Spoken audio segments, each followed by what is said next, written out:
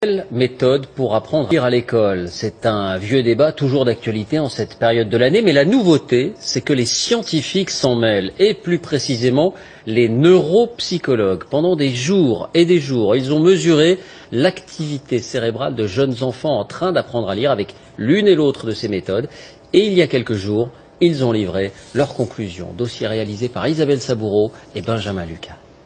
Une nuit au début de l'été, un homme venu de très loin installa... C'est une étape essentielle dans la vie de l'enfant, entrer dans la lecture.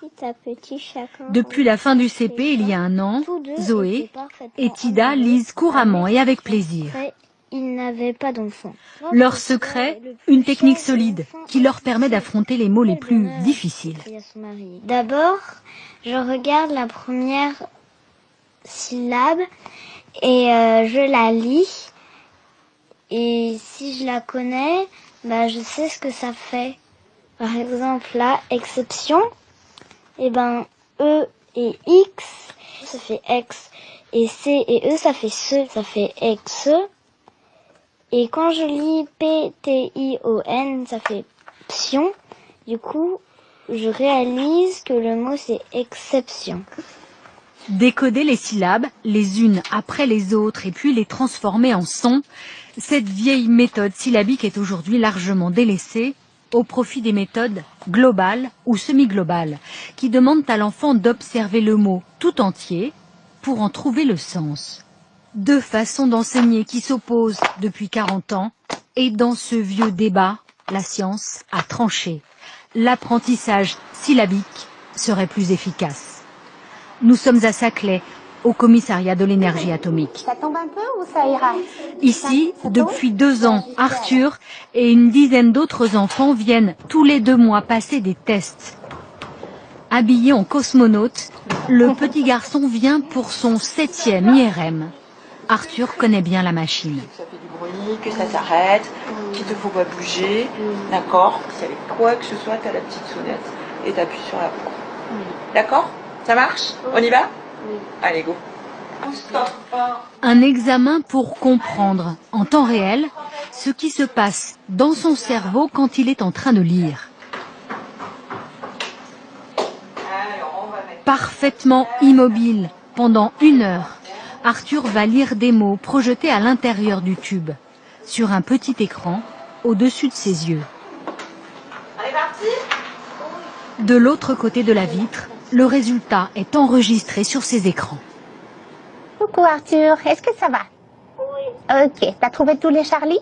Oui. Ok, donc nous on regarde, détends-toi pendant ce temps, et toutes les images sont très belles, donc ne bouge pas ta tête, reste là où tu es, mais tu peux détendre tes mains, tu sais, t'es parfait. Magnifique mon champion. Ces études-là nous permettent de voir chez l'enfant normal quelles sont les régions qui sont utilisées pour lire. À partir de ça, on peut savoir quelles sont les méthodes qui nous permettent de faire en sorte que ces régions soient activées.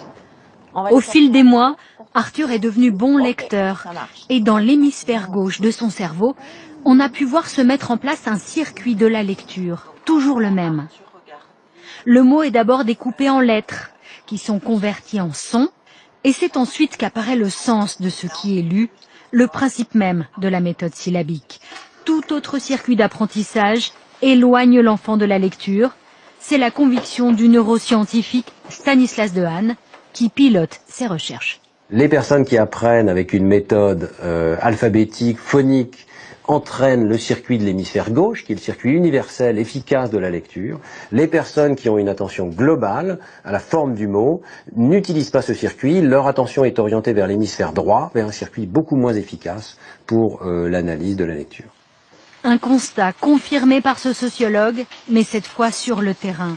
Jérôme Dovio a mesuré dans plusieurs dizaines d'écoles situées en zone d'éducation prioritaire l'impact du manuel sur la réussite de l'élève. Même conclusion, les méthodes purement syllabiques font mieux réussir les enfants et de loin. Le meilleur manuel, qui est la méthode syllabique, a un score qui est supérieur de 20 points sur 100, un manuel le moins bon, disons. Ces 20 points sur 100, c'est considérable. Ça augmente donc de 20% la capacité, les scores moyens des élèves. Ça fait passer ces élèves de ces classes-là, en moyenne de mauvais lecteurs ou de lecteurs médiocres à des lecteurs tout à fait compétents pour pouvoir suivre leur scolarité. Donc l'enjeu est décisif. Des conclusions pourtant restées sans suite. En attendant, Zoé et Tida ont repris le chemin de l'école sereine, quand 20% des élèves entrent en 6e sans maîtriser la lecture.